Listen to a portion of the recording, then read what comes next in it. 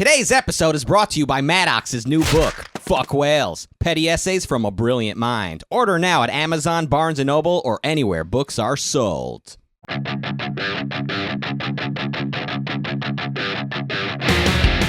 Welcome to the best debate in the universe. Every debate in the universe, from the worst movies to Blunts versus Doobies. With over 2.5 million downloads, I'm your host, Maddox. Mikey's not in, but with me is BMO, the audio engineer. Say what's up. And as always, my Maharaja of moderation, Rucka Ali. Yeah. Welcome back to the show. Guys, we got a great debate this week. We touched on it a little bit last week. We had, just at the tail end of the last week's episode, based on a news story, a big debate about net neutrality. And that's what we're going to debate today, because I feel like it's such a big topic and such a big debate, very contentious. Oh, yeah. Yeah, that it was trending on Twitter last week. Reddit talks about it nonstop. Where's this voice coming from? You haven't introduced the guests. Well, we will get to that, actually. Good segue, Rucka. Please welcome to the show our guests this week, author James Breakwell. James, welcome to the show. Thank you for having me. I'm excited to be here. And Kirk Wilcox. Kirk, second time on the best debate in the universe. Welcome back, Kirk. Thanks for having me. The first time Kirk was on, we debated Nintendo versus Sega. Yes. And I chose Sega. Yeah, I was pro Sega and you were pro NES, and then you came back the next week and said you were pro Sega. That's exactly what happened. Well, whatever the case, I won. Anyway, James, welcome to the show. This is your first book that came out. It's called Only Dead Inside, right? Only Dead on the Inside. Yes, Only Dead on the Inside, A Parent's Guide to Surviving the Zombie Apocalypse. By an odd coincidence, it's sitting right behind me here. I didn't plan that at all. Oh, very interesting. It's a shameless plug, It's basically a funny guide for how to get through the apocalypse if you're a parent. And it's good for non-parents, too, because, nobody wants to see kids get eaten, even if they're not their kids. Well, maybe you don't. Yeah, disagree. We disagree you're pro with kids getting eaten, huh? Vehemently disagree on this show. James, your eyes match your shirt, and anyone who's not watching this on YouTube, you're missing out. Yeah, you got to check it out. Guys, we've been putting these podcast episodes on YouTube, especially the ones with our remote guests. Those are really interesting to watch, too, because you can see how the studio's set up and everything like that. But James, thank you for joining us. This is a long time coming, but we should get to the debate. We're going to talk a little bit more about James's book at the tail end of the show. We're also going to have a recap of last week's debate and then voicemail. But let's get on to the debate this week, which is net neutrality necessary? That is the big debate this week. Now, this is going to be a little bit different style of debate on the show than we're used to. It's usually me versus a guest. Well, this time, Rucka is opposed to net neutrality, and so is Kirk Wilcox. Yes. And James is for it, and so am I. So we're going to have a 2-on-2 debate for the first time ever on the best debate in the universe history. So this will be really interesting. Well, intentionally, tag team showdown. Yeah, it's a tag team showdown. Bring in the the final countdown from Europe. See, I know music. Sure do. But before we begin, let's hear everyone's buzzers. Now, these are buzzers that you will hear if somebody has to interject, if somebody wants to call someone else out. Rucka, let's hear yours. And Kirk, let's hear yours. Wrong! And here's James's. And here's mine. Now, if you hear any of these buzzers, that means somebody is chiming in to disagree with someone else, point out a factual inaccuracy, or something of the sort. But let's get on to the debate.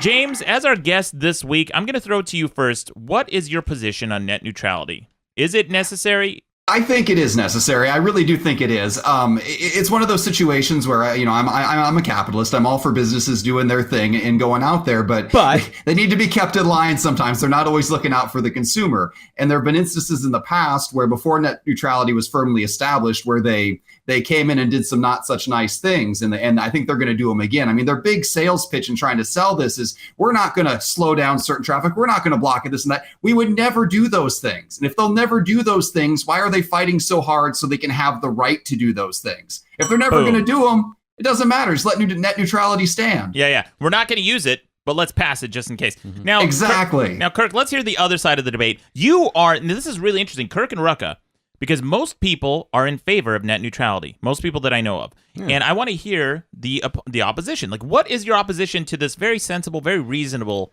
principle of net neutrality? Well, a few things I want to say first. This is the point that Rucka makes repeatedly on the show. The proper role of government is to protect individual rights and property rights. I think the FCC has a role in establishing and protecting property rights over things like domain names, airwave frequencies, IP addresses, and they can define terms like slander and defamation and arbitrate those sorts of disputes. But aside from that, I don't think that the government should get in the business of telling businesses and property owners how to run their business, how to control their property, because if you believe that the government has the authority to tell a business owner or a property owner how to do their business, you essentially don't believe in private property rights, in which case you should just advocate for full-on nationalization of the internet if you want to be intellectually consistent.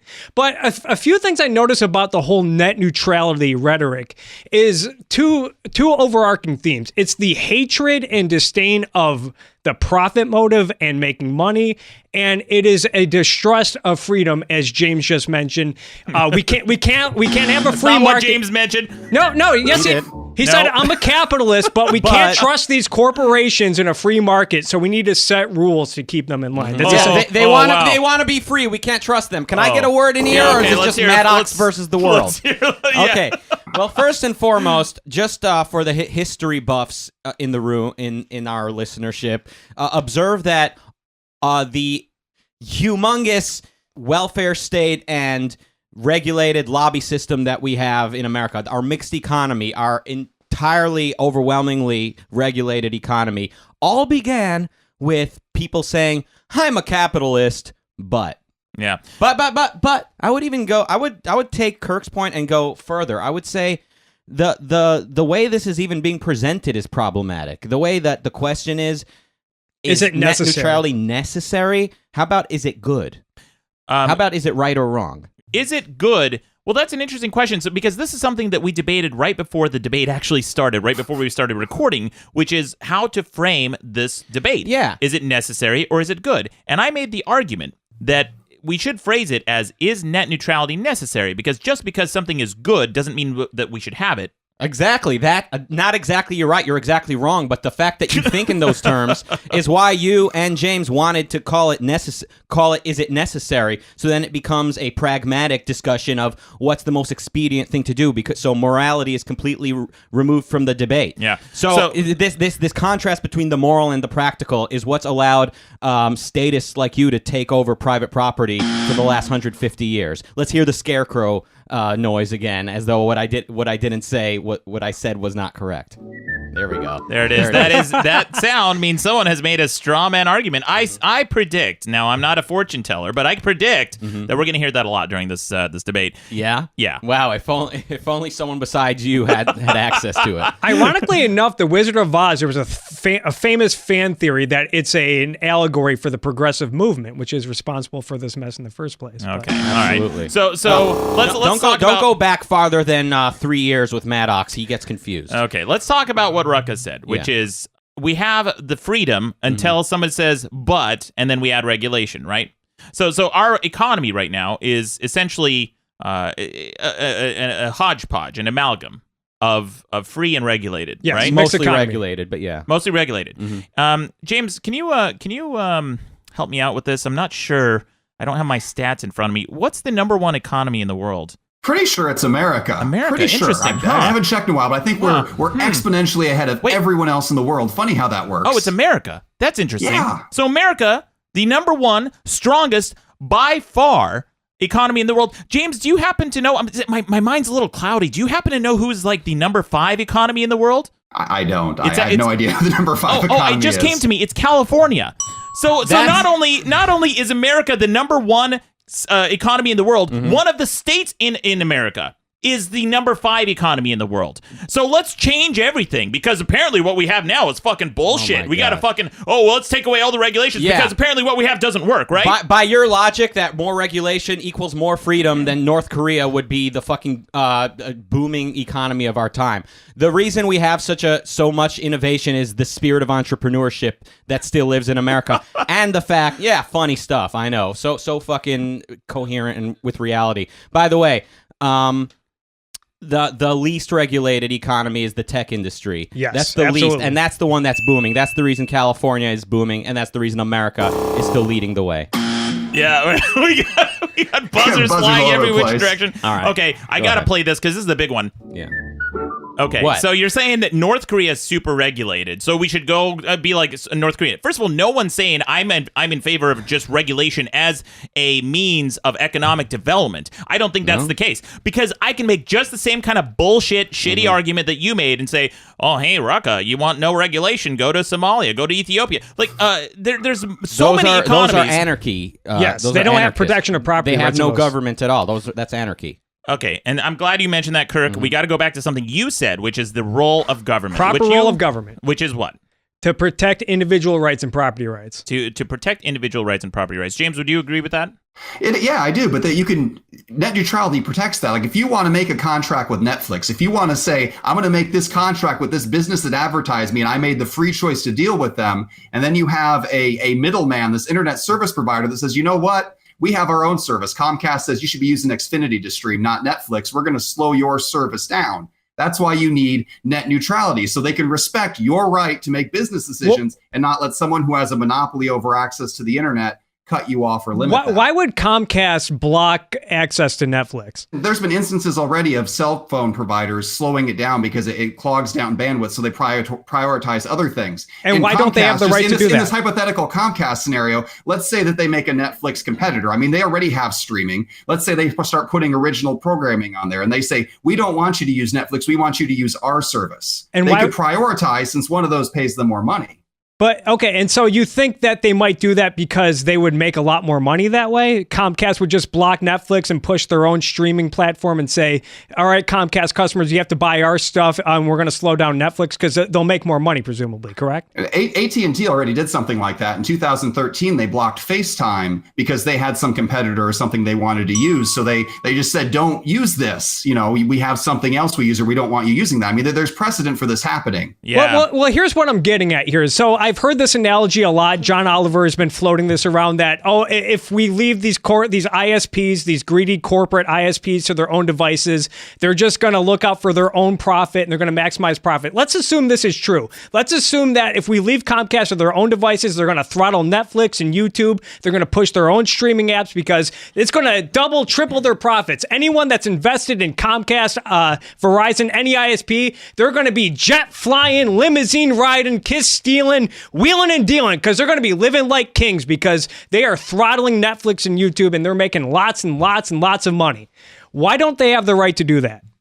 I mean, there's nothing wrong with making wealth. You just have to make it a fair playing field, because it would strangle innovation in of itself. No one else would ever be able to make a better streaming player if they never could get it to you. Right. If there's some other startup who makes some new streaming service and they can never get it out the door because the only internet wires going to your house are through Comcast, they've just throttled it. They've cut it off. The innovation stops there. That's a good point. Let's talk about innovation here, because the argument I'm hearing, and correct me if I'm wrong, Kirk and Rucka, is that by allowing companies to throttle services for competitors, they can potentially make more money, and that money could lead to more innovation and could lead to a bigger, more thriving economy. Is that correct? Well, no. What you're hearing is that we're saying, first and foremost, liberty is a principle, and telling companies what they can and cannot do with their own property, with their own contract that people willingly enter into, is right off the bat, it's wrong, and it will only lead to more problems, and that very principle will someday bite you in the ass, and you, Mr. Book Writer, that same principle will ultimately come for your liberty in itself. Don't take my word for it. But anyway, that's what we're saying first and foremost. But now, if we're having this discussion of pragmatism, what's the most pragmatic thing? There's no doubt. Innovation. Let's stick to innovation. Hold on. Go ahead.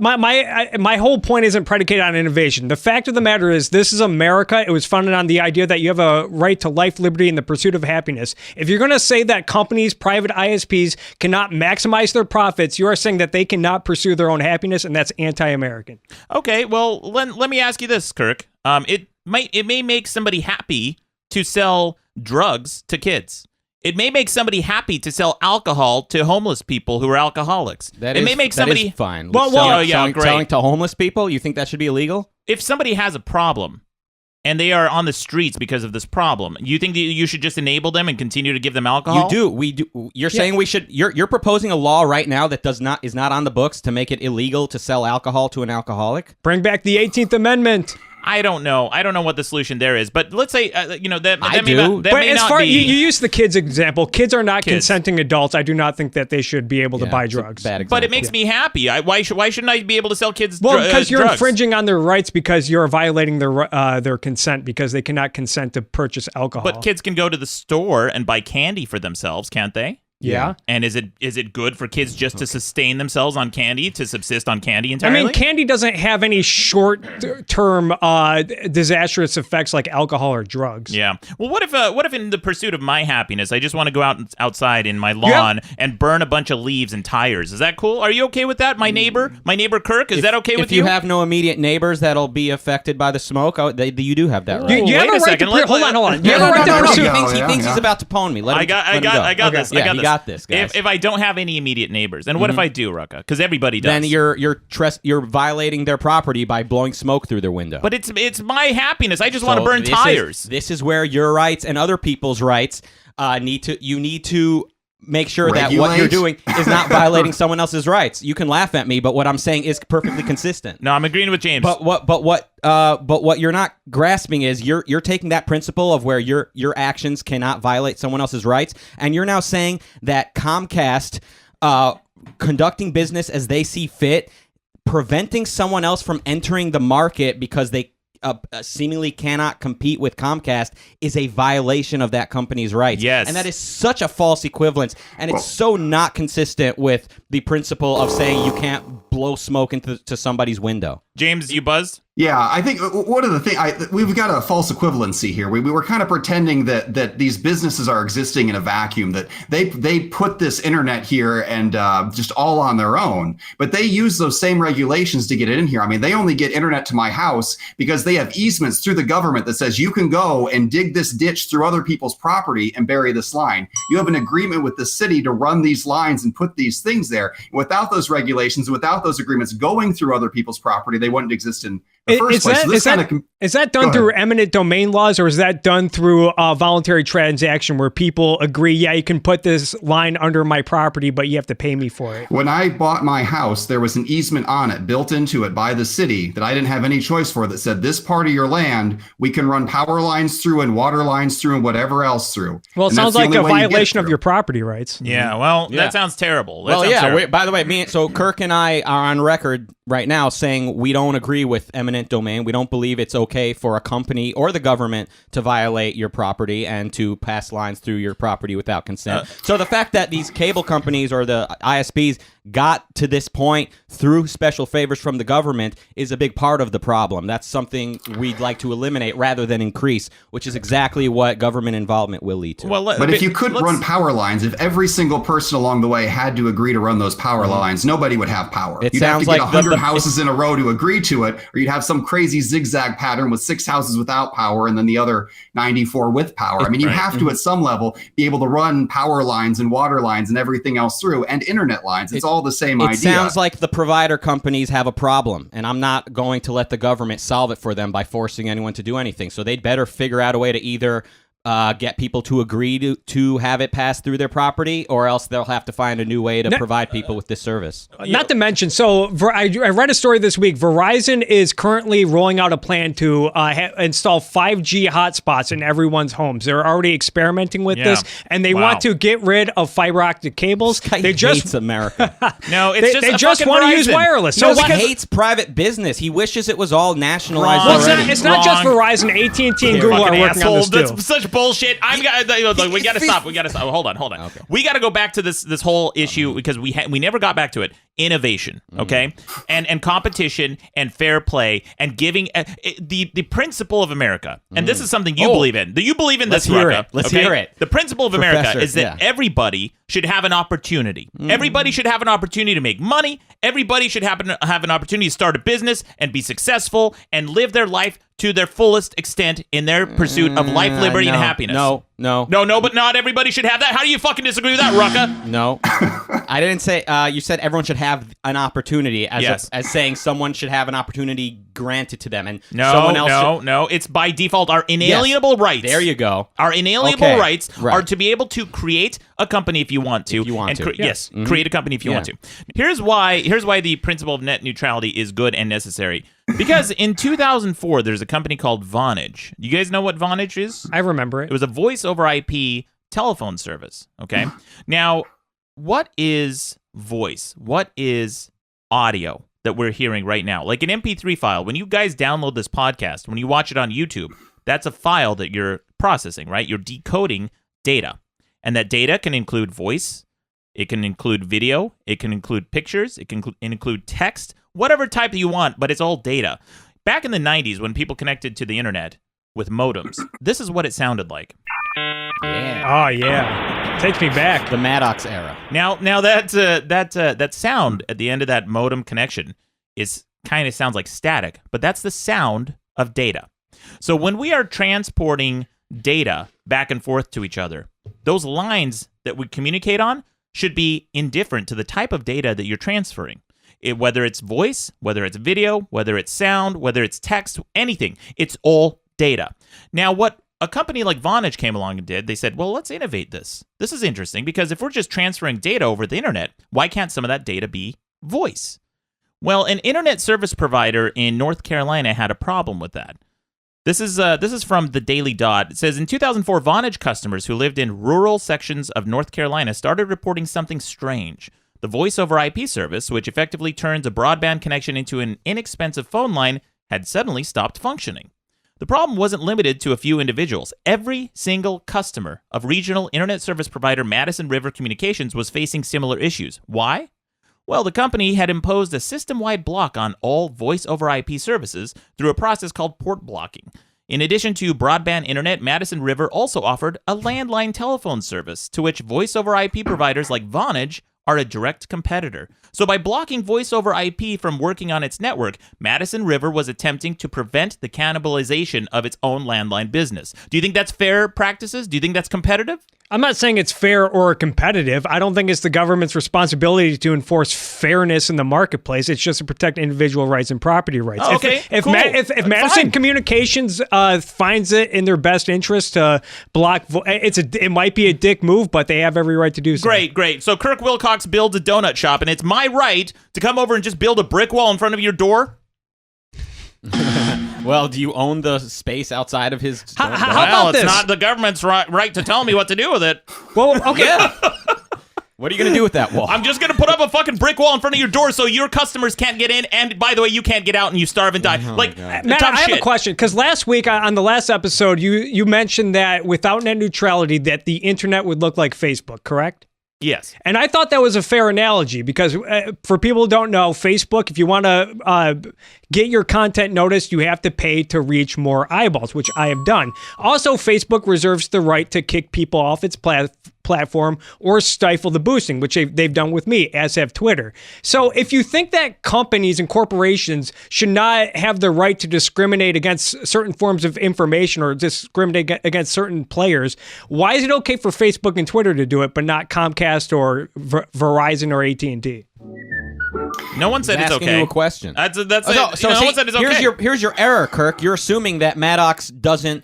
You're assuming that Maddox respects private property when it comes to Facebook. He actually wants the government to come in and force Facebook to provide you with a platform. I never said that. Oh, so you just play the scarecrow for both sides of that issue. So wait, do you think the government should regulate Facebook and Google and Twitter? Because conservatives are already using the same premise to advocate for that. Kurt Schlichter has, and so has Jeremy Carl, two prominent conservative writers, are already advocating to regulate social media companies as public forums and as public utilities, because a lot of conservatives, particularly PragerU, feel like that they're getting suppressed and silenced and discriminated against by these companies.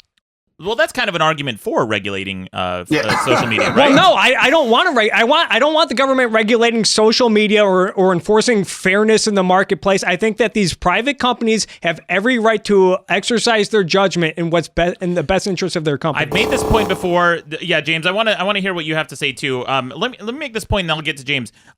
When a company, when the forums that you communicate on the internet, say, become the majority, right? The majority of all internet traffic becomes Facebook, then yes, it's time to regulate it as a utility. James, what do you want to say?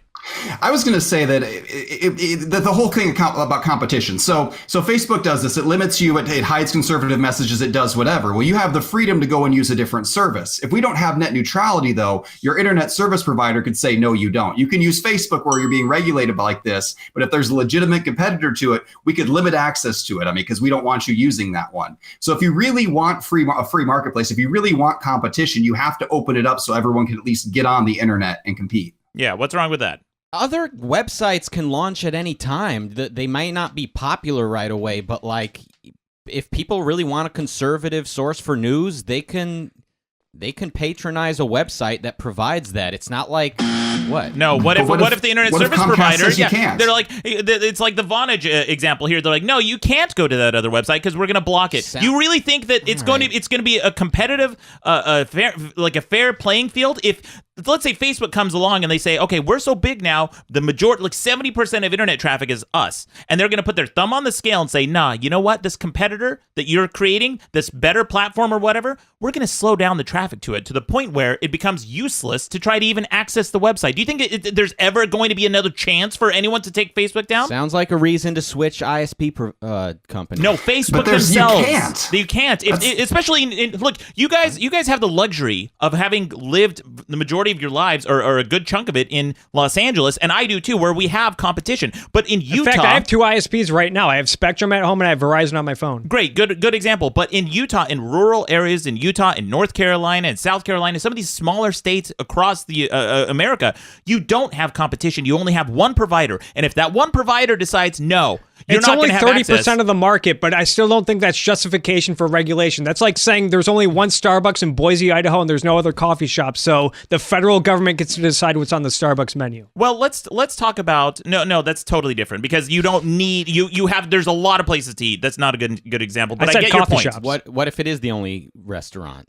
If it's the only restaurant, there's never only one restaurant. Oh, wow. Suddenly Mr. Capitalist here believes that new companies will spring up. No, it's totally different. This is a shitty analogy. Dude, the internet's much easier to launch a website or to okay, yeah, the internet's much easier to innovate on than creating a new restaurant. It is currently, but let's get back to the political thing because you talked about how Prager University wants some of these social media platforms regulated like a utility, right? Because public forum, public utility. Right. Well, let me give you an example. This is also from the Daily Dot. It says in 2007, abortion rights group NARAL, N-A-R-A-L, Pro-Choice America embarked on a fundraising campaign that took advantage of supporters' abilities to send monetary donations to the organization via text message. Well, NARAL got the okay to conduct the campaign from every major cellular provider, save for one, Verizon. They denied the request, telling NARAL that the company does not accept issue-oriented, say abortion, war, etc. programs, only basic, general, politician-related programs for Mitt Romney, Hillary Clinton, etc. So they were putting their thumb on the scale to prevent political discourse on their networks. And what if everybody followed suit? What if everybody said, yeah, you know what, we're not going to... Well, there's certain types of speech that we want to oppress and suppress and not allow on our networks. Well, you would say, the Ruckas and the Kirks of the world would say, well, that's private property. You're allowed to do that. But at some point, that private property becomes your way to communicate. Like, nobody should own these lines. Nobody should own the methods to communicate.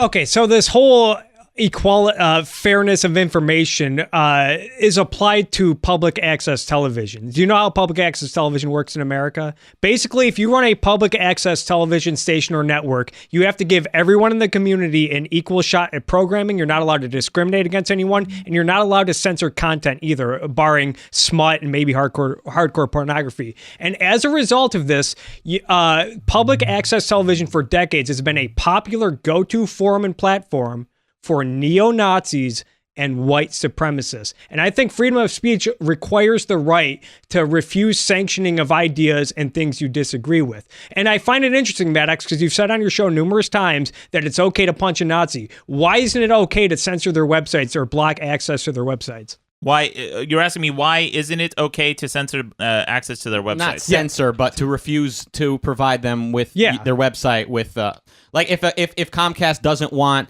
an alt-right website to have fast connection or to even be available on their service. Or Stormfront, I believe they've been throttled. You're okay with punching the alt-right, but you don't think their website should be hidden by Comcast? This is a very nuanced point that you guys are making and that I want to make in a response to.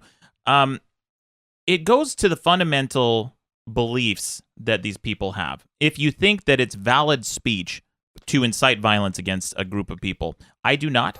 And I think that, in certain instances, if they are espousing an ideology that will lead to genocide, that will lead to the oppression and to the elimination of your human rights, then I don't really think that that's legitimate speech, and I don't think that's a legitimate idea. And these aren't people who want to have a debate. These are not people who want to come out and have a rational discussion in a political forum. They want to gain power and then, by force, remove people's rights in America. I don't think that's legitimate. I don't think that it has a place for it. If some company wants to give them a platform, fine. But if certain companies don't, if the majority of people don't, then I'm okay with that as well. You just said their speech should not be allowed, and now you're saying if a company wants to provide them with a platform, you're fine with that. Which is it? You can't control every individual company, and you shouldn't.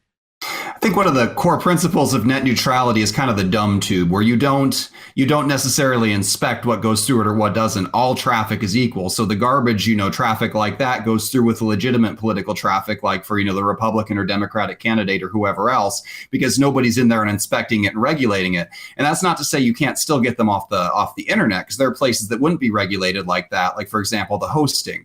So if you want to put a website up, that doesn't mean, you're not actually hosted by Comcast, you're hosted by GoDaddy or whoever else. If the host company wants to give you, the server space to run this, then that's on them. And if you want to stop patronizing because of that, you can. And that's what happened with a lot of those alt-right websites.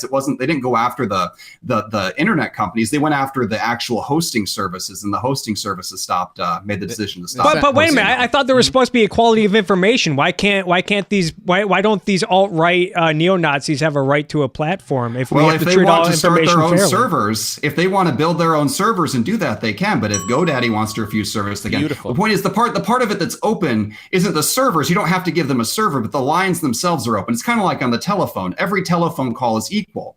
There's nobody there trying to figure out, is this a Nazi making a call or not? It's just a phone call, and it goes through. The internet should work the same way. That's a really, really important point that James brought up, which is surveillance, inspection. Do you want anyone to inspect your data? Do you want someone to open up your mail and see what type of data you're sending to someone else, what type of information you're sending to someone else, and then they decide based on their observation of your private information how fast it gets to the receiver? Do you want people to do? Is this the world you want to live in, where people stop your car and your truck and inspect your packages and say, "Oh, this is produce"? Okay, well, we own this road, so we're going to charge a surplus for the type of data or the type of product you're delivering, because that's essentially what net neutrality is doing. You're giving the rights to the internet service provider to inspect your data and determine based on what you're trying to communicate how fast it should get to the receiver. Well, a lot of people don't want ISPs knowing their private data and everything, and they choose to live off the grid, and you have every right to do that. Great. Well, why don't we just choose to live in caves? We have freedom. There you go. Problem solved. Everything's good. Debate over. The fact is, there are some kinds of infrastructure that are just too big for one person to do individually, even if you want to be off the grid. It's like a power company. You can't all build a power plant in your own backyard. So people band together. A city pays for a power plant, or a private company comes in and they get an agreement. This is everybody's going to help pay for this power plant over time, and that way they can make this big expense and do that. It's a kind of the same thing with the internet. Not everyone can go and start up their own internet service provider. I mean, it has to be something big that everybody pays into. And if we're all going to pay into it, we're all going to agree that we're only going to have this if we all band together, then there has to be some regulation that makes sure it's all going to be fair. But no one banded all together and just created the internet. It was private ISPs, it was private companies that started the commercialization of the internet, and that's why we have the internet that we know and love today. And it's only going to get better because private companies have invested $1.6 trillion over the last 20 years, and it's just been getting better and better. And now Verizon wants to take it 5G. They want to skip over the the wires in the ground, and they want to put 5G hotspots in your house, and it's only going to get better and better. He said commercialization of the internet. Yeah, the commercialization of the internet. Okay, Yes. well, let's talk about that because they've also stifled the commercialization of the internet, specifically Comcast. In Utah, my internet service provider is Xmission. I've been with them forever. Since 1995. I've been with them forever. Yeah, it's a private company. They're great. They wanted to unroll a fiber optic service called Utopia in Utah. Well, they wanted to bring it to rural areas, especially because those were areas where the internet service speeds were very diminished, they're very slow. And guess who put their thumb on the scale and prevented them from doing so? Fucking Comcast. How did they prevent them? Because they lobbied and they went to the city. They make, they're the big players in Utah. So they lobbied. They went to the city and they said, okay, well, let's criminal. Yeah. Yes. Well, they prevented access. They prevented innovation. They prevented Xmission through the small government company. favors. Yes, that we That's oppose. that's what we're trying to get rid of. Okay, but without those government regulations in place in the beginning. One breath ago, you were advocating against government favors. Now you're saying, but without the lobby system, without government interfering in the economy, no one will have anything. They could do that more. You're contradicting yourself. No, I'm not contradicting. They could do that more without any type of regulation. Okay, and that's what they're trying to do. This is what happens when you give, like I said at the beginning of this, it starts off with, in the 19th century, somebody said, hey, this free market thing is working, but some of the companies at the top are starting to look like monopolies, but these two big companies are starting to cut deals. It's antitrust. Let's legislate against that. I believe in capitalism, but fast forward to today, and now everything's a lobby system. Everything's competing interest. Everything's my group versus you, my company versus your lobby, your union versus everything's a government granted favor. That's why politics has become a fucking game of who's paying me more money, who do I owe a favor, instead of just a very simple system of what's yours is yours, what's mine is mine, and the government is here to prevent you from taking what's mine and to prevent me from shitting on what's yours. And I want to add, just to be... He hit the buzzer. Okay. I'm sorry. At what point in history did this utopia exist, where everyone got along, everybody's property was their own property, there were no government favor, there was no competing interest? I mean, this is human nature, this is competition, this is the free market, and there have to be rules in place to make it work, to make it competitive. Yeah, the rule should be don't infringe on my rights, and I won't infringe on yours. Yeah, we were never utopia. Go ahead. Yeah, you agree to some regulations. I mean, you agree that people can't put poison in ice cream. When ice cream comes through and makes you sick, you've got to have a law against that because companies misbehave. So there have to be kind of broad regulations that keep you in line and say, these are the lanes where we're going to compete. We're not going to compete poison ice cream against non-poison ice cream. We're going to put the ingredients on here. Nobody's going to have poison on the ice cream, and that's how we're going to compete. I mean, I guess that's a good business plan, kill your customers. But aside from that, if someone is knowingly poisoning people that will have short-term health effects that will be damaging, of course they should be punished by the law. But I want to add something really quick. Wait, why should they? Well, go ahead. Let's be very clear about this, that putting poison in food without telling your customers is a form of force. It's essentially the same as pulling the trigger on them. That is not the same as, quote, predatory practices of eliminating competition. This is literally lying to your customers, putting poison in your food. That is the same as killing them. That is the same as pointing a gun at them and pulling the trigger. And I want to make something. Can't lie to customers. No, we're correct. We're saying fraud is a type of force. And to answer your question of when did this utopia exist, there was never quite the utopia, but the level of free market that was in America in the 19th century, especially the latter half, leading up to the 20th, was so much more innovative than now. The rise in standard of living between 1800 and 1900 was astronomical. Just the mortality rate enough would make you realize the benefits of a free market. Rucka, we are the number one economy in the world. Let me remind you, we are the number one economy in the world. The stock market has never been higher in history. That's the history of the planet. We have never had more wealth. We've never had more innovation. We've never had a stronger economy. We are number one, and you want to change everything. Thanks to government regulation. Yeah. Well, it's there, and it's working. Why change what's working? Answer that question. Why change what's working? All right, I want to make something clear. So when we talk about these ISPs throttling content and blocking your access to apps and websites, no, I don't want my ISP doing that, and I'd be very pissed off and annoyed. Let me make that clear. But I do think it's their right to exercise their business as they see fit. And let's think of this through for a second. So Comcast, for example, has 25 million paid subscribers right now. I think they service an estimated 100 million Americans. 25 million paid subscribers. And let's estimate that on the low end, they pay at least $50 a month for internet service. Is that a fair estimate? Yeah, about. Yeah. Okay. Let's say Comcast pissed off just 1% of their customers to the point where they said, fuck this, we are canceling our accounts, we're going to a different ISP, or we're just canceling our accounts because we don't like this anymore.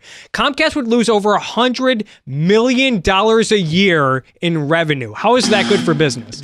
Well, Kirk, that's a great little example you have set up there. If there is an alternative ISP for them to switch to. James, what do you want to say? I was going to build on that point. So, okay, I do most of my business on the internet. If I don't have the internet, I can't get out to people. Nobody's going to hear me because I'm not a stand-up comedian. I do it all online. If Comcast does something that I hate, if I'm in a one service provider area, no matter how horrible it is, if I stop using them, I go out of business. Right. And a lot of people are in that position where they depend on it. It's become as important as electricity or water or anything else. And at the start, it wasn't. At the start, internet was just kind of a toy that people messed around with. But it's gotten to the point that you really cannot live your daily life or conduct business without internet. And when it gets to that point, you've got to regulate it. Everyone lived their daily lives perfectly 30 years ago without internet access. It's better now. And if we do rely on the internet so much, I don't think we're in any position to be burning alive the companies that make that possible. It's not the companies that made it possible. Internet innovation came from universities and the government. The DARPA,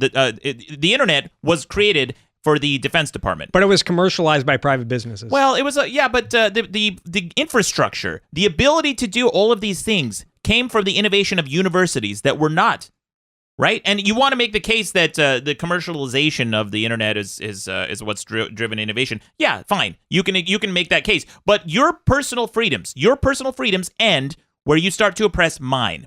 So if Comcast personal freedom, well, let's come in and let's increase the price and piss off 1% of our customers. Well, guess what? If we're in a one service area, tough shit. Sorry, James, you go out of business, or you have to pay a higher fee. Listen, sorry, if you really love these one provider service areas, if you really love these rural towns so much, you'd be advocating for a freer economy, for less regulation, for more chance for big business to go over there and build more infrastructure, provide more options, and it's big business is the only one who has that type of capital to invest in these areas. But they don't. Why would they? And to add on to this, why are there so many? It's either because their local ISPs are getting locally government granted monopolies, or because there's not enough clientele to justify a profit motive. They'd operate at a loss. Okay, great. So I guess this one little area is just fucked. Sorry, you have to pay whatever they ask you. Look, even if it's true that nobody will go over there voluntarily because they don't think it's worth their time to provide them with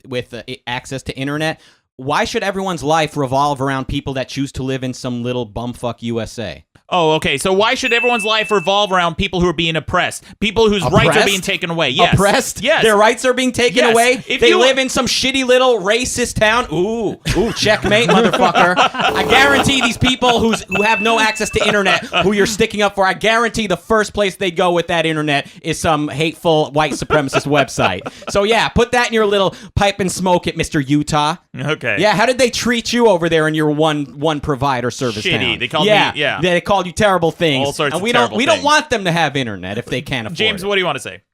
I was going to say that a lot of times there's never a profit motive that makes sense. A lot of the rural U.S. got electricity through government programs because it was never going to make financial sense for a company to go in and run those lines. Yeah, but James, why should we develop small rural areas? Why should we encourage the expansion of America and the expansion of our population? Why should we do that? You're never going to have business there if you don't put electricity. You're never going to have, and now it's internet's like electricity. These places you're never going to thrive and develop, and so maybe this little town will become something that you do care about. Hold on, James. Hold on, but quick. Wouldn't it make sense then for these big bad companies to help bring electricity to these future economies? No, I'm not saying the companies are bad, but it just doesn't make sense for them on it. Like the number of houses doesn't justify the cost of the line, so they just don't do it. You said they wouldn't have electricity if the government never put electricity there, and then they became places where industry can happen. So I'm saying if I'm Walmart or I'm Google, I'm Elon Musk, and I see the potential. I'm a visionary. I see these small towns as a place where there can be industry down in the future. Wouldn't I then want to invest some capital in bringing electricity over there? And that's a really good point. And businesses usually build where there's infrastructure. I guess you guys probably don't see it because you're in LA, but if you're out where there are small towns and a big company like Amazon or Honda or somebody's like, we want to build a plant, show us your infrastructure. And they look for a place with big power lines. They look for a place with rail access. They look for a place with internet access. They're not coming in to build all that infrastructure because it's really expensive. They go in to look for a place that has that infrastructure in place, put there by the government. And then these cities make their pitches and they give them, these deals and they say, hey, we'll cut your taxes or do whatever. I mean, they do all of this to encourage the businesses to come in, but the key component of that is the infrastructure. Right. Okay, James, I have a question because you said you're using yourself as a hypothetical and saying if I live in a one ISP town and if they block my traffic, I'm out of business. But you also said you're a stand-up comedian, correct? He's not. Oh, he's not. I'm Okay. just an internet comedian. I'm not the real deal. Well, if they started blocking why wouldn't you just move to a place that does have more ISPs that could better suit your business? It's not that easy. So I live in a place where I bought and paid off my house. I live in a school district where I have to send my kids to school. If I were to go someplace with a different internet service provider, I would have to pull my kids out of school. My wife might have to change jobs. I'd have to move houses into a different area. Yeah. I mean, sometimes that's a fact of life. Oh, because you can't get internet. Okay, I guess we just have to fucking move because we pass this net neutrality. That's how important the internet is. Hold on. Why does America, the greatest country in the world, strongest economy, why do we have the highest immigration rate in the world? It's because America is the land of opportunity because these people live in areas where they can't get economic opportunity, they can't better their lives, so they are forced to move to a place where they can better their lives. Why can't that apply to Americans too? If you live in a shitty rural area that you don't have any opportunities and your ISP is depriving you of I shouldn't say depriving you, but they're limiting your opportunities. Why don't you move to a city that has more ISPs where you have more opportunities? Oh, sure. It's just that easy. Just pack up and move to a more expensive city, even in spite of the fact that there might not be a job. It might be overpopulated. It might be polluted. It might not be convenient. It might not even be legal, possibly. You might have some kind of, no one owes you a certain standard of living. You got to go out and earn it. Yeah, why wouldn't it be legal to move somewhere? Well, if you can't cross state lines because of the type of business that you have, if you have a pot business, for example, so government regulation of business across state lines now is actually no. But I'm saying people. but there's certain states. Let's say James, okay, his entire life and career, let's say it revolved around growing mangoes. Okay, you live someplace in South Florida and you're growing mangoes. Oh, sorry,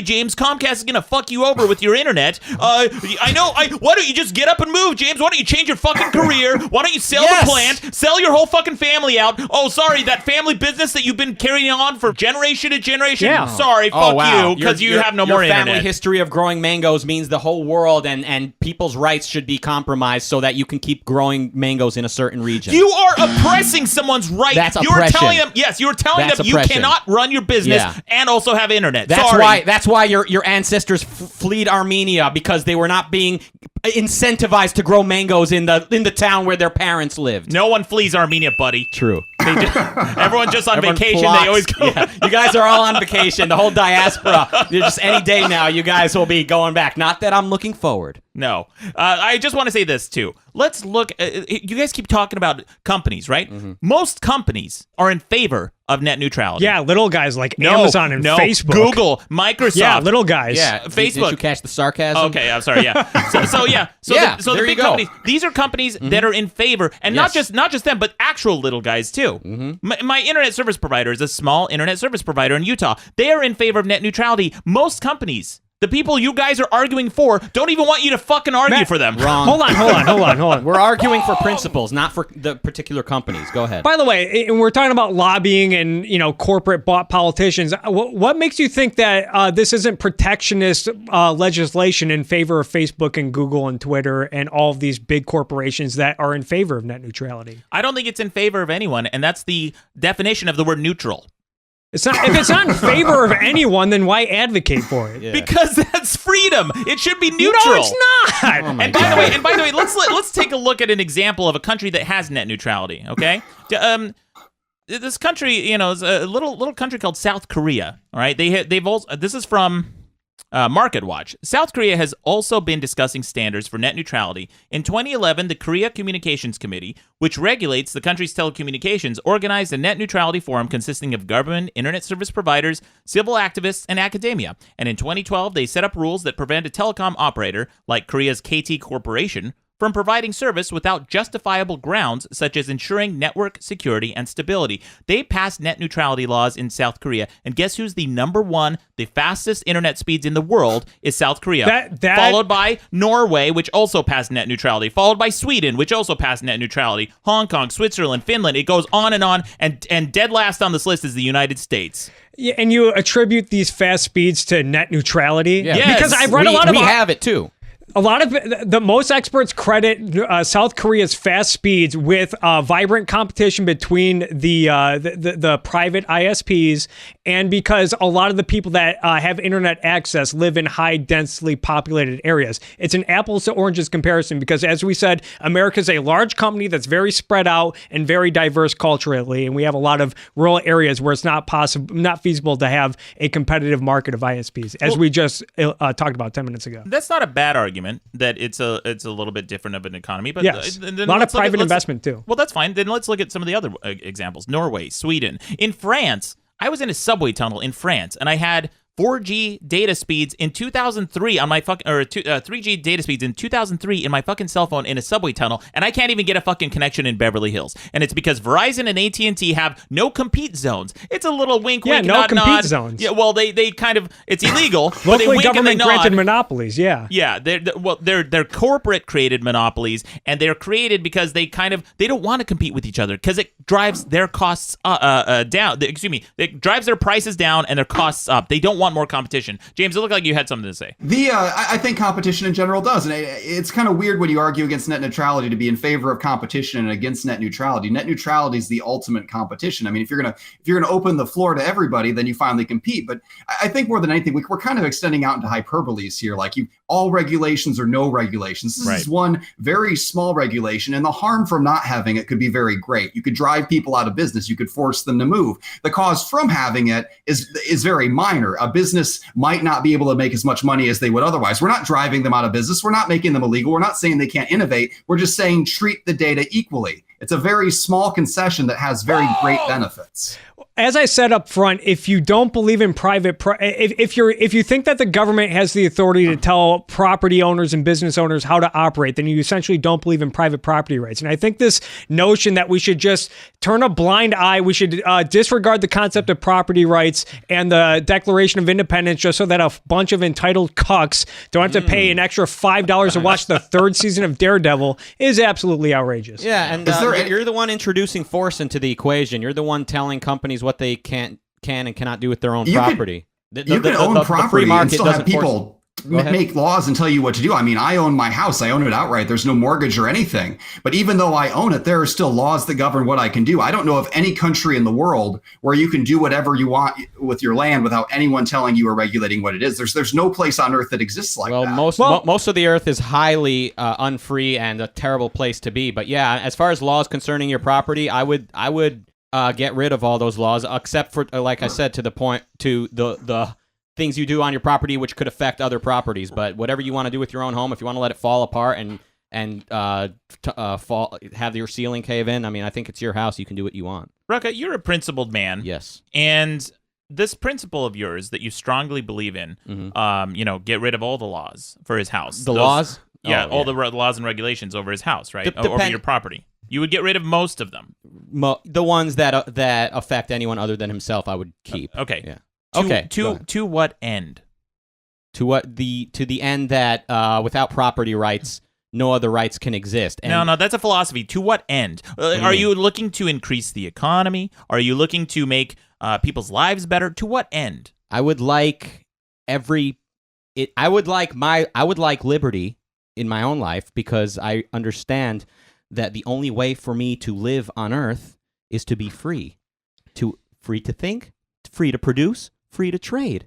And if I start to oppress James by telling him what he may do with his own property, then I don't believe in the principle of property, and then cannot stop that same principle from biting me in the ass. But again, we're circling around this. You keep telling me your philosophy, but to what end? What is going to be better? What is going to be better by removing the only way this to type live of on regulation? Earth. It's the only way to exist. No, that's not true. That's not true. There's different countries with varying degrees of freedom. Canada has different freedom rights than we do, and the UK does, and France does, and Germany does, Poland does. All these different countries have different varying degrees of freedom, and their quality of living is not terrible just because they don't have the same... The only thing that allows them to have survived this long is remnants of an earlier time when property rights were somewhat respected, and they are moving on a path towards totalitarianism in some form, and this has happened in other countries. You can say it's all voodoo talk, but this has happened. This is why principles do matter. This is why Kirk and I, we need to stick up for big business. In some cases, big businesses that have pissed us off royally. I need to stick up for YouTube, a website that has deleted my shit a million times. When that blowhard Dennis Prager sues them,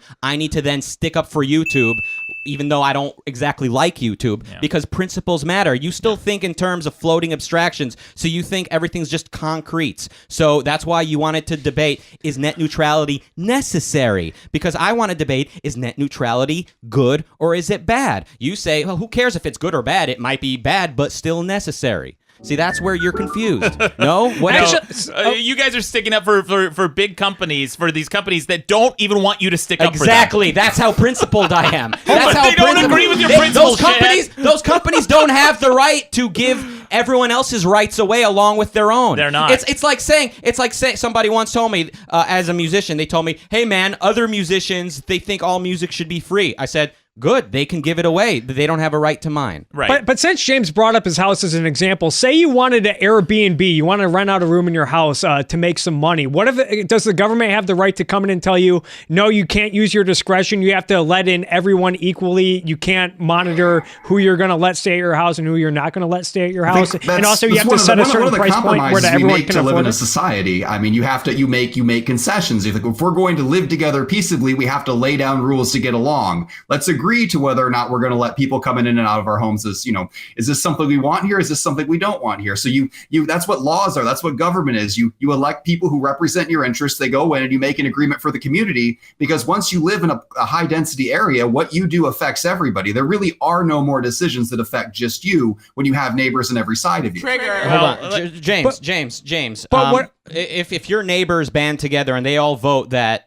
anyone may enter anyone's home, should that affect your home? Like, can then someone walk in your home because everyone else agreed to it? So you say we agree that people should not be able to enter our homes. No, I think we agree that property rights exist. At least we still seem to agree with that. At least rhetorically, and it's the principle of property that keeps people from coming into your home. It's not that we all just kind of agree to it. It's the principle of the law. This is such a Nickelodeon argument. It's so simplistic.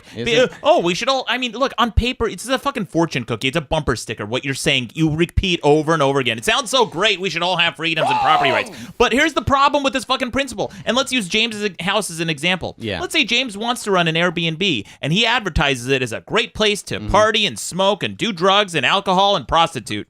And then his neighbors start complaining and saying, hey, James, you're bringing a lot of people through our neighborhood that we don't like. And then some of them are kind of lingering and bringing trash into the neighborhood and bringing people we don't like and people who are dangerous and a threat to our society. Should they then just say, well, it's his property, he can do whatever the fuck he wants? Those people should be prosecuted for littering and destroying the neighborhood. Okay, well, who's going to enforce that? Some regulation that someone passed, right? The police. Okay, listen. My point was, does James have the right to tell people, no, you're not allowed to stay in my house if he has an Airbnb? No. Let's talk about this example, because James, do you agree that that's a good example? I think it's a good example. And for the record, my house is a great place for drugs and all of those things. James, this is actually pretty funny. Visit. Before we started recording, James is like, I don't know if you guys can hear this, my pig in the background. We're like, what? I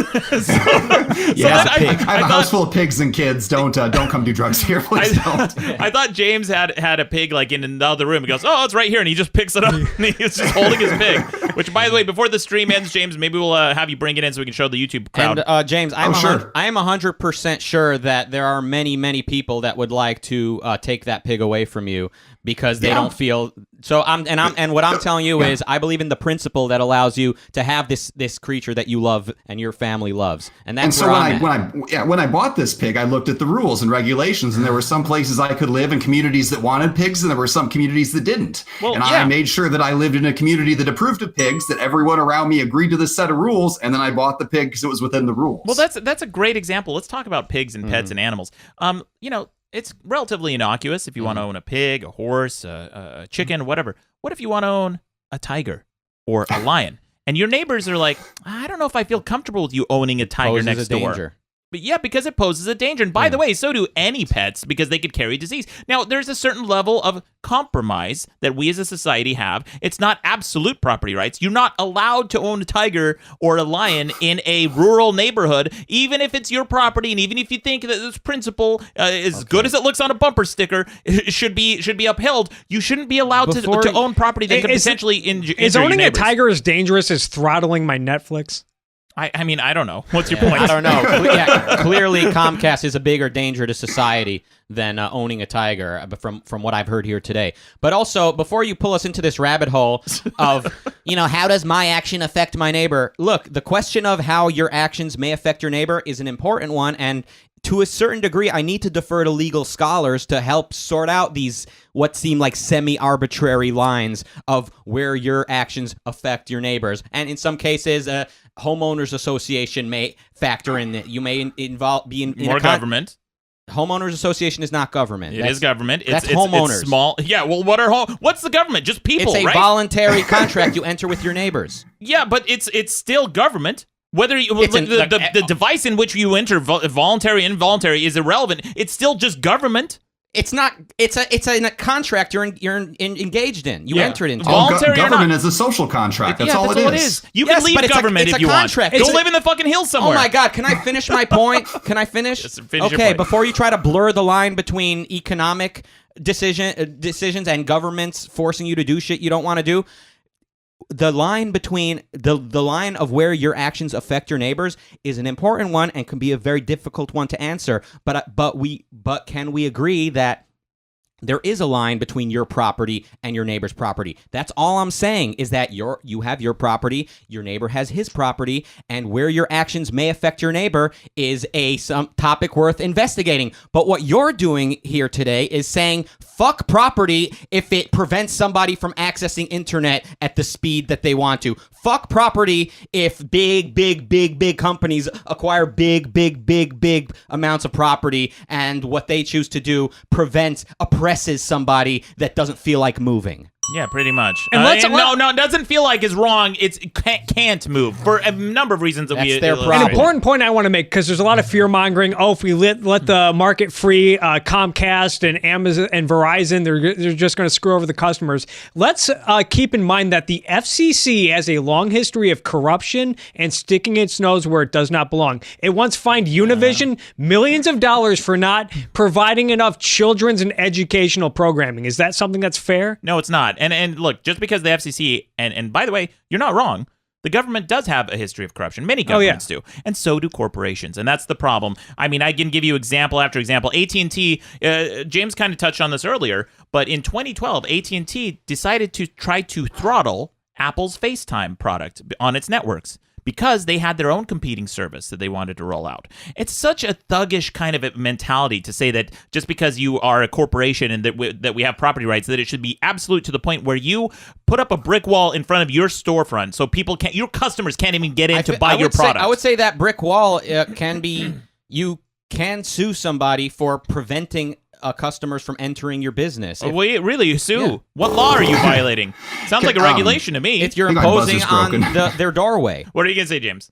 I would like to see an absolutist property state, kind of like Rucka wants. I mean, imagine that you have an acre of property and you have absolute rights and nobody can tell you what to do with it. And you're surrounded by other acres of property that other individual owners own, that they have absolute rights to that property.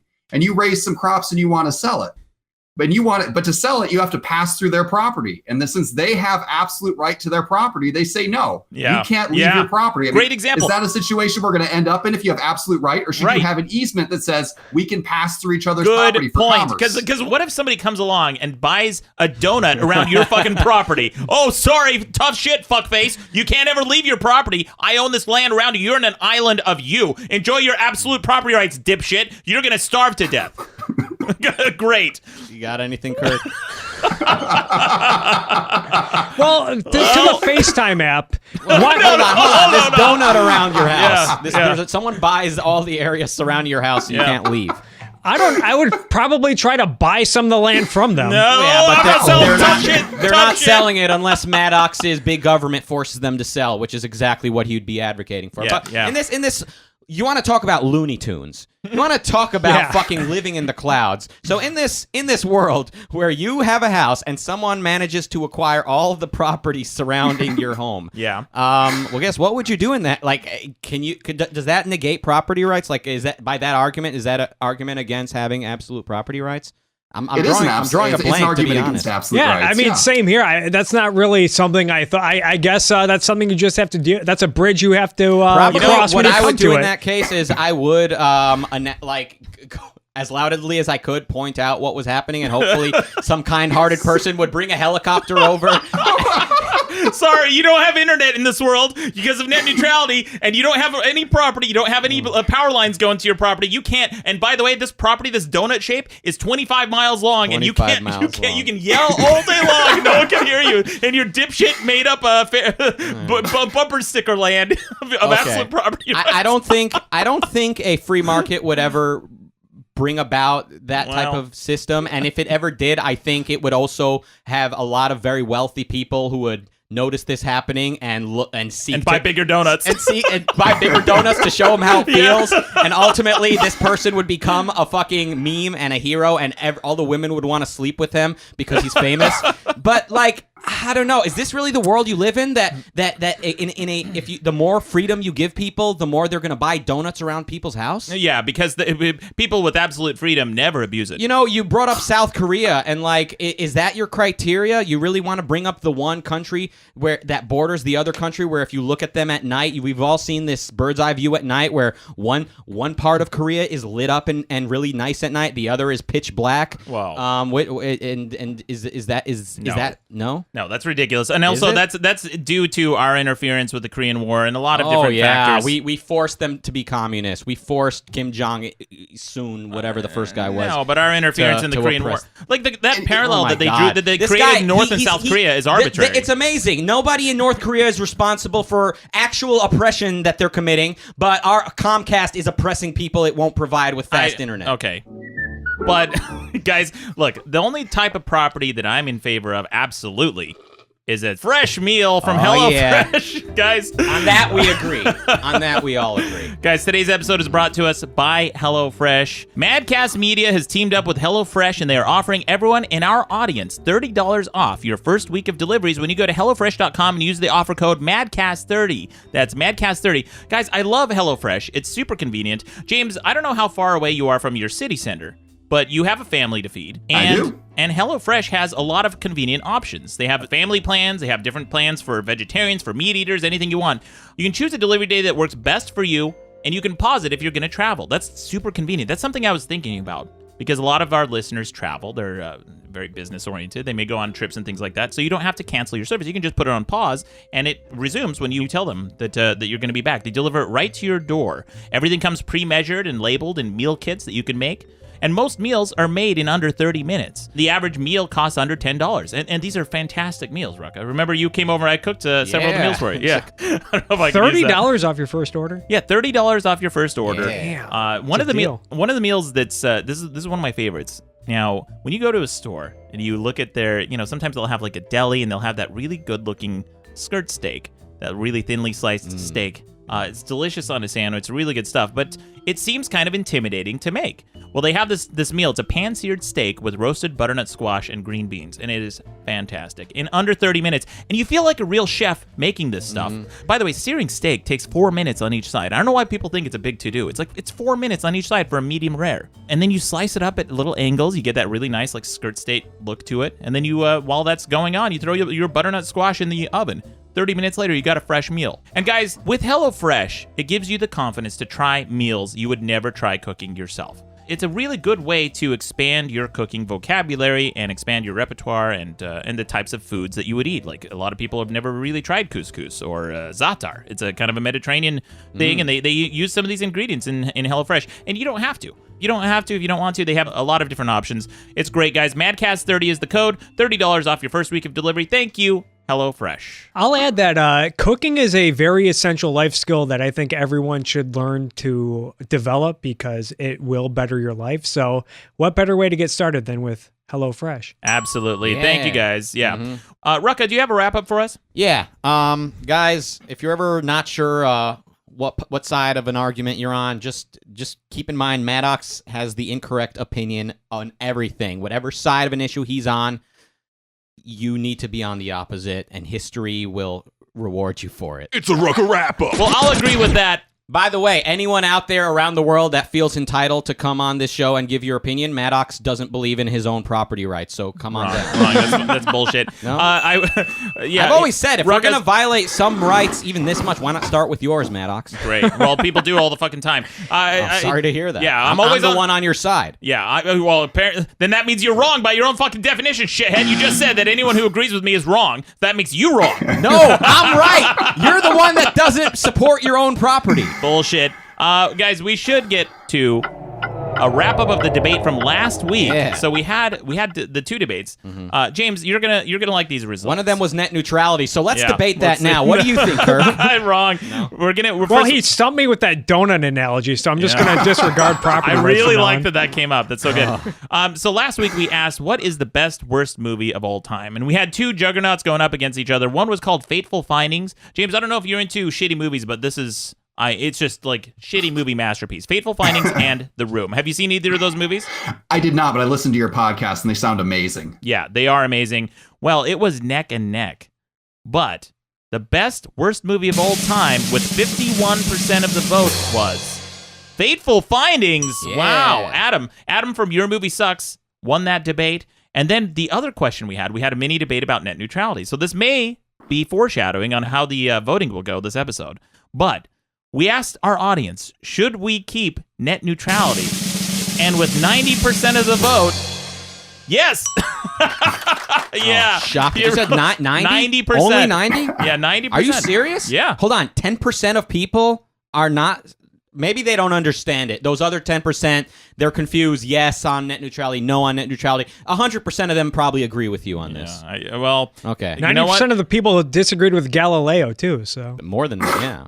Well, look, take the 10% and run with it, because I think that with the voting next week will look very different. It'll be like 100%. Yeah, I never allow myself to be too optimistic. I think that 90 is inflated. I think the 10% who voted on my side of that issue were confused. They meant to say the opposite. I don't know. You'd be surprised. I'm actually glad. I'm so glad that you came in, Kirk, to debate this, and you, Rucka, because I don't hear that side of the debate very often, and I really wanted to have an authentic debate about this topic because a lot of people are confused as to who would oppose it and for why, for what reasons. And typically when people do argue on our side of the debate, they try to do it on practical grounds. They try to explain to you why abolishing net neutrality is in your interest, but what we're actually saying is it's the right thing to do before we even get to the practical element. Yeah, we get it. Has been on the practical economic. He argues on the economical grounds. He doesn't. And that's a former executive at Verizon. And that's why you always win. That's why your side is winning, Maddox. That's why everyone's on your side. That's why we're always moving in the direction of bigger government regulation and involvement, is because people are always making the practical argument and never the ethical one. Yeah. I don't know about that. I love that. Can I get that as a ringtone? Can I get that on my soundboard here?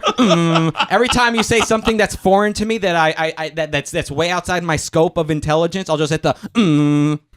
Then that's all we'd be hearing every episode, Rucka. Yeah, true. All right, let's get to some voicemail. What if I build a donut around your house? Or should we build a donut around your microphone? Oh, shit. Let's get to some voicemail. Yeah. Here's one. This one's about you, Rucka. This is someone defending you. Listen to this. For once. Hey, man. I just wanted to say, I don't know what the deal is with all the voicemail Rucka hate. I don't know why everyone's saying fuck you to Rucka. He seems like a reasonable, nice guy. Yeah, he's got, like, a funny voice. Like, it's a little weird. But, he checks out in my book. I mean, he's no Maddox, but no, he's there. Do something to a Nazi. I don't care what you do. Do something. There you go. You got a defender. Nice. Yeah, nice message. Not too snarky. And here's I don't play too many of these, but I got so many positive voicemails this week. It was hard to bring in. I usually bring in voicemails of people shitting on me. Oh, they're positive towards you. No, positive towards us and the show. People really like it. So I'm gonna play one of these. Here's a really nice voicemail. Hey Maddox, just want to let you know that I kind of had a bad day today, and your podcast really made me laugh. And it was one of the best ones. Last week was one of the best ones that you've had. Rucka, good work. Maddox, keep it up. Yeah, thank you very much. Why can't everyone be like that? Very positive. Yeah. Here's one more. This one's guys. Someone has something to say about your theory on regulation, Rucka. Listen to this one. Oh boy. You know what country doesn't regulate anything? Somalia. So why don't you go to Somalia, Rucka? Yeah. Fuck you. Fucking Somalia boy here says fuck me. Listen. Oh boy. You always bring up countries without a government to say, oh, there's your libertarian paradise. Yeah. There's your free market. It's not a free market. A market requires property, and the purpose of government, in my opinion, is to protect your property and your person. Yeah. So, yeah, you understand the differentiation here. Somalia is anarchy. It's essentially gang rule. It's essentially what we're moving towards if good people like me and Kirk don't stand up to fucking status and pirates like wrong. you. Fucking bullshit. I don't know if you agree with me or not. Wouldn't you rather lived in a mixed economy than anarchy? Yeah.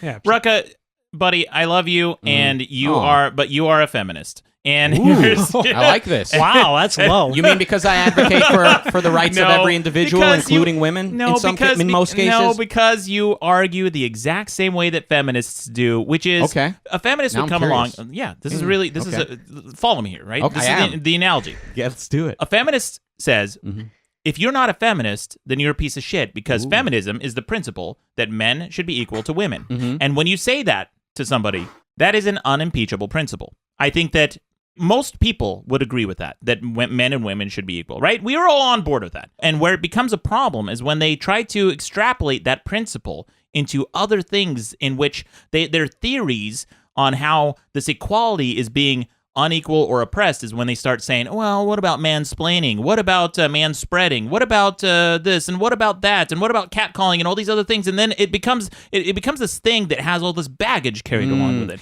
Now, the principle, here's how it's similar to feminism. This principle of absolute property rights. Everyone should have property rights and the government's role should be to protect your property and your freedom, right? Exactly. Well, some people would argue that it is protecting our property and freedom to have the government regulate abortions and say that you can't. And it should be the government's role to protect our property rights by regulating marijuana because they think that people who smoke might cause a problem and blah, blah, blah. And that's where this principle and this ideology falls apart. It's just like feminism in that when you really just become an absolutist for this one dogma, there are problems that arise from it. And that's where I think that you really need to have a nuanced stance. I'm not sure where you were going with abortion and marijuana, but that's not the important part right now. I like the fact that you bring up the way feminists they apply the term oppression to describe manspreading and mansplaining and even fart rape. I heard about these feminists. They take the word oppression and they strip it of any meaning by applying it to places where it doesn't apply, just as you have done today by saying that if the government won't force companies to provide you with internet in a place where you grow your mangoes, then you have now you are now a Somalian. But by the way, my problem, I'll hand you the mic in a second. I'll give you the floor. But my last point is my problem with the radical feminists and SJWs and whatever people I disagree with is that I disagree with their fundamental principles. I disagree with their philosophical premises. It's not that I'm upset with them for being consistent with them. If there's one thing to admire about the crazy feminists, it's their consistency. What's not admirable about them is their dishonesty at square one. It's the things that they hold to be true that don't hold up. Yes, Kirk. Well, I think when it comes to marijuana and the war on drugs or any sort of drug prohibition, I think it goes back to what I said at the beginning. It's a distrust of freedom. People that justify the war on drugs because they think without a war on drugs or any regulation of drugs or prohibition of drugs or alcohol, that everyone will just get high and do drugs and get addicted and society will fall apart. Well, Kirk, that's a very pessimistic cynical view. Yeah, it's a very cynical view of how these people view freedoms. I do believe that people who are opposed to abortion and drugs and these sort of things, like they genuinely believe that it could potentially inhibit their freedom and their property rights, and that's why they think that the government's role should be to regulate those things, because it's the extrapolation and interpretation, an absolute interpretation of this principle that leads to problems potentially. Well, with abortion, and I'm not saying I agree with this premise, but it makes sense. If you think abortion is murder, then yeah, a proper function of government is to protect the baby from murder. I disagree with that premise entirely, but it makes sense if you accept there it. you go, and that's why we have these disagreements arise. Here's a caller who has a very eloquent point of view about net neutrality. Listen to this. Oh boy. Hey, Maddox. I was just thinking about like net neutrality, and the big question on my mind is like,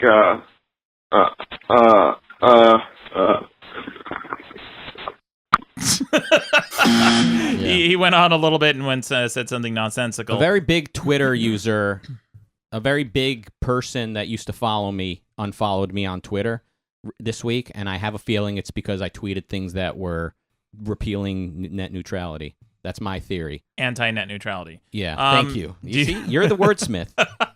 Well, maybe after this week's debate, you'll change your mind. I don't know. We'll see how the debate, how the voting goes. I'll listen back. I'll listen back. We'll see if it sways me.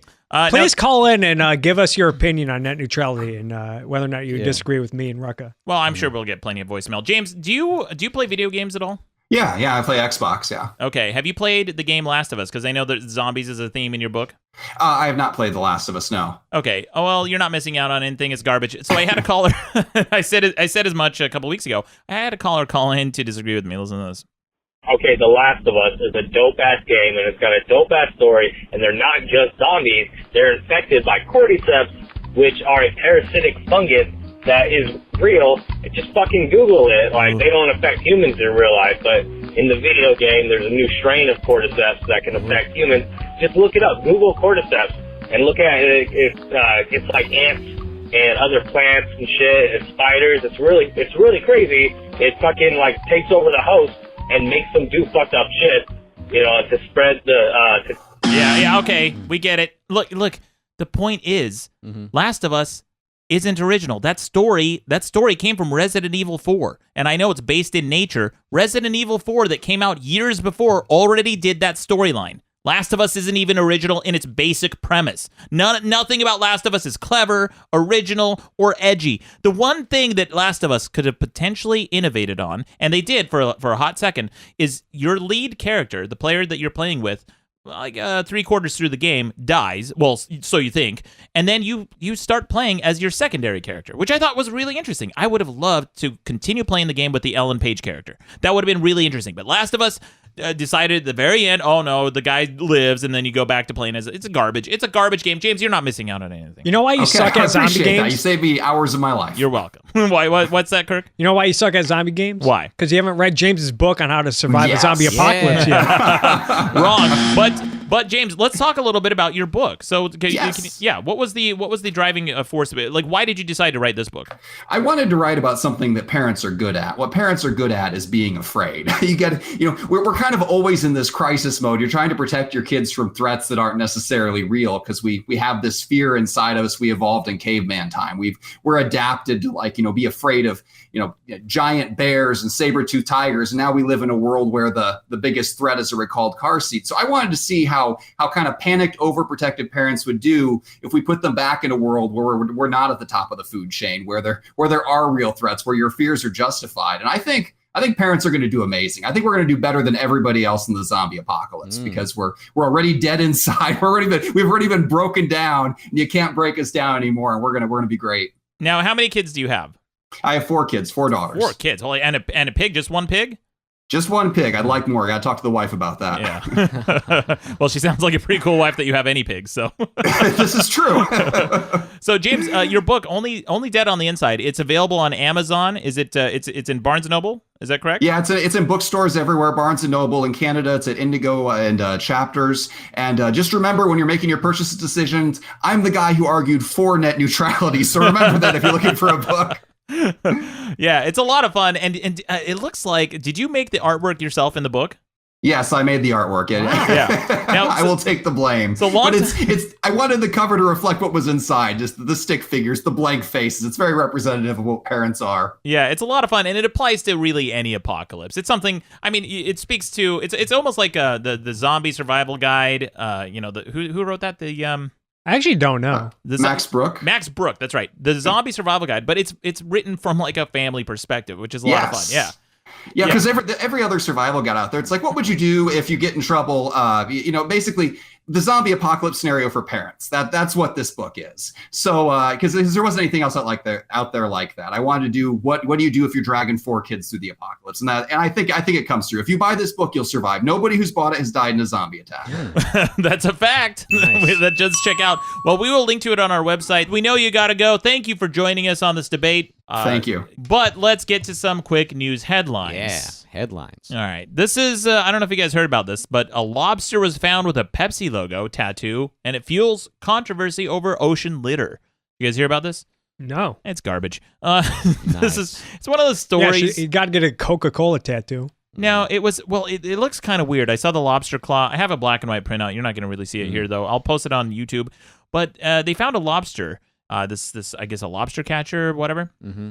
And on its claw looks like a pixelated Pepsi tattoo, almost like it's part of the claw. This is from The Guardian. It says, concerns over debris littering the world's oceans are back in the spotlight after a Canadian fishing crew found a lobster with a blue and red Pepsi logo imprinted on its claw. Trapped in the waters off Grand Man in New Brunswick, the lobster had been loaded onto a crate to have its claws banded when Carissa Lindstrand came across it. Lindstrand, who drinks as many as 12 cans of Pepsi a day, quickly spotted the resemblance. Wow. Talk about the right person to catch that lobster. Yeah. You know what would help cut down on littering in the ocean is if we privatized the ocean. Oh, gosh. This is like environmentalist porn. Like a pristine animal, whatever, swimming up with the biggest company on Earth's logo tattooed on it. See what you're doing to the environment with your greedy company practices. Oh, I guarantee we're gonna see this fucking lobster claw for years, and they're gonna use it as a rallying cry for all sorts of new regulations that they're gonna pass. One in particular was that picture of, I think it was an otter or something, or a seagull with one of those like 6-can. The soda, pack, the 6-pack rings, the soda rings, and they just bandy about that picture. We got this poor tortoise that got its head stuck in. Hey guys, sometimes that's just nature telling you that this one's not meant to survive. Don't put your fucking head in a soda can ring. You see those like dogs and foxes and stuff. Sometimes they get their head stuck in a box. Hey, that's just not a very smart one. You know what's interesting? Maddox treats animals like people, and he treats people like animals. Like he expects animals to stay out of trouble and to maneuver around problems and to solve them and to be smart. But when it comes to people, he doesn't think people have the coherence to take care of themselves. He needs the government to do it for them. Do you think that's why he hates whales so much, because they're the smartest animal? Yes. I don't know. Why don't you fucking ask me? Because I'm right here in the room, shithead. Oh, hey, Maddox. Maddox, why do you hate whales so much? We read the fucking book. Yeah, Whales. Available on Amazon. Amazon. That is fair. Let's get to another headline. This is the last one I have. We got some shitty news An Amazon driver was caught on camera pooping in a man's driveway. Jesus. More shitty news. Amazon driver, you said? Yeah, it's an Amazon driver. What's an Amazon driver? Like a delivery person for Amazon. The owner of a South Sacramento home was left with more than what he ordered when his package arrived Tuesday afternoon.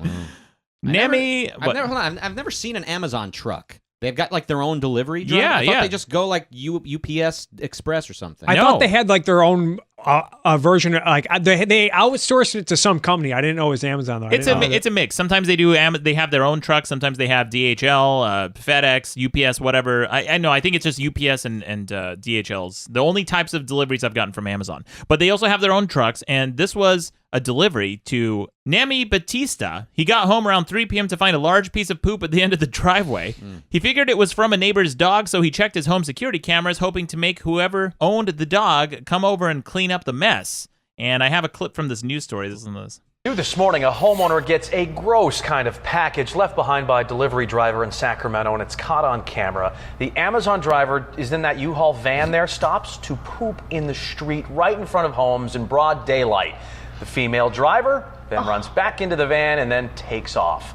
Amazon released a statement about this incident and gave the homeowner a gift card. The driver was fired. I would think so.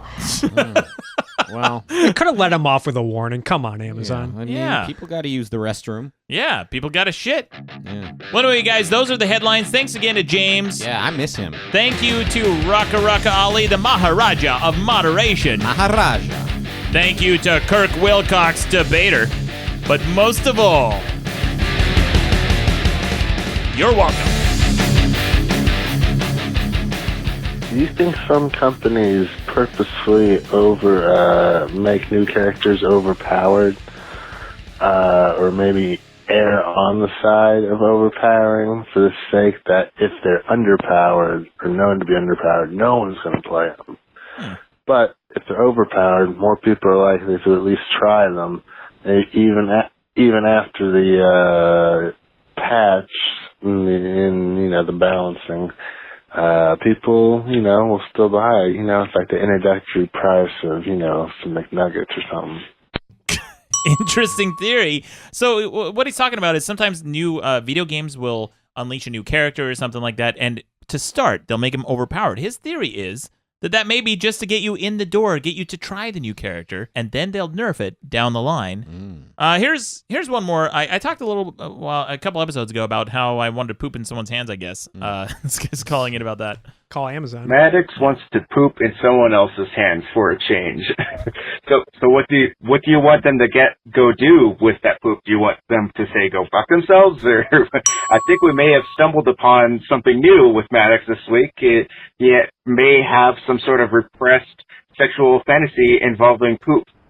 Anyway, fuck horses. Yeah, okay, fuck horses, but no, there's no poop thing. Look, this is a thing I get criticized of often. I like to pee on things. I like to poop on things. Like, I've never done it, but the idea of pooping on someone would be hilarious. Like a partner in the bedroom? No, everybody's mind goes to sex. Why always sex? Whatever happened? It's like boobs aren't always sexual. Children breastfeed from them. Similarly, poop isn't always sexual. Not always sexual, just most of the time. Hey there. Don't forget to subscribe to Madcast shows on iTunes, Stitcher, or your favorite podcast app. Okay, bye. Madcast Media Network.